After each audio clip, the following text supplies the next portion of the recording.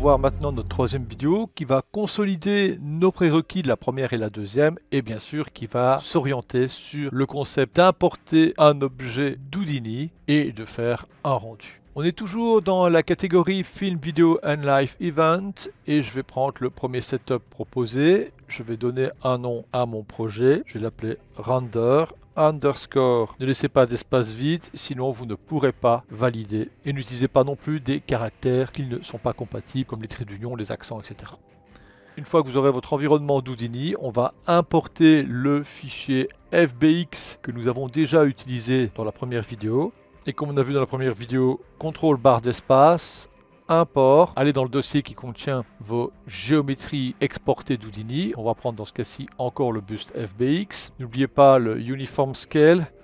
Je vais mettre par exemple 100. Je vais cliquer sur Import All, réouvrir le menu avec contrôle barre d'espace, cliquer sur la représentation du buste et l'importer dans la scène simplement avec un glisser-déposer. F. E pour une rotation, l'afficher face à moi et cette fois-ci je vais créer une piste de rendu via l'icône séquence qui est ici au-dessus. Je vais choisir Addition Level Séquence, on va lui donner un nom, elle va se retrouver dans notre projet, je vais l'appeler Rendering, Save. Nous avons maintenant le menu séquenceur qui s'appelle Rendering. On va créer une caméra dans ce menu.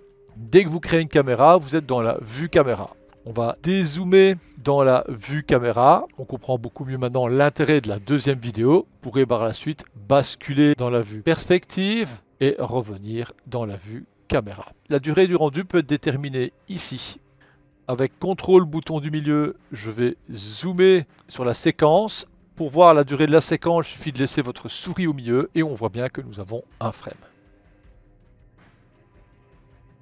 Maintenant, pour faire un rendu, il suffira de venir ici sur Render. Vous allez avoir la gestion de votre dossier qui est automatique par rapport à votre projet. Pour déterminer le type d'image, il faudra aller dans le Setting en cliquant tout simplement dessus. On voit que par défaut, on voit que c'est du JPEG 8 bits. Si vous cliquez sur Output, vous déterminez la taille, le nombre de frames secondes. Dans ce cas-ci, ça n'a pas grand intérêt puisque nous allons faire une image. On a encore la possibilité de modifier le dossier, le nom. On va tout laisser par défaut pour bien voir comment il va fonctionner par rapport à votre projet. Par contre, on ne va pas se contenter d'un JPEG. Pour ça, on va dans les options de Setting. On retrouve EXR séquence. Bilan, le JPEG qui est ici, vous pouvez le sélectionner et appuyer sur Delete au clavier. Dans le XR, vous pouvez choisir les modes de compression que vous désirez, mais surtout vous en choisissez parce que si vous mettez None, ça devient très lourd. Il suffira de cliquer sur Accept et de lancer votre rendu en cliquant sur Render local.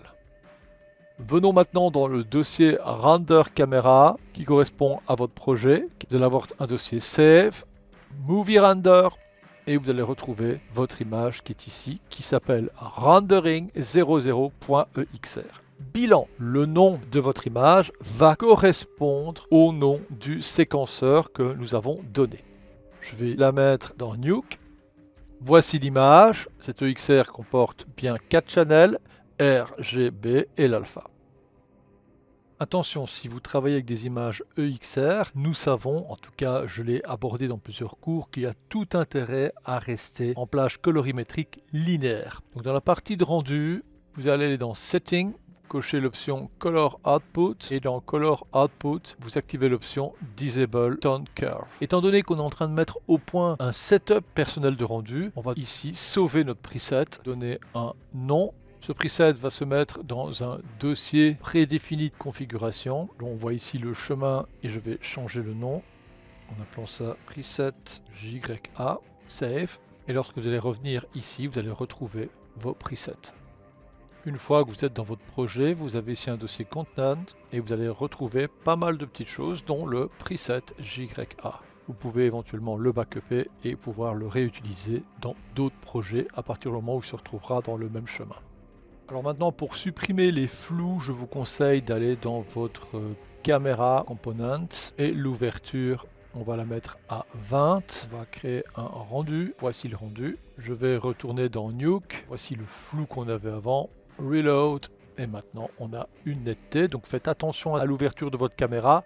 Bilan, nous sommes en train tout doucement d'aborder un rendu compatible EXR. En effet, le XR généralement est donc un color space linéaire. Ça, nous avons vu dans Unreal comment le faire. Dans l'autre vidéo, nous allons maintenant modifier les paramètres de qualité en termes de sampling d'images et d'autres variables. À bientôt!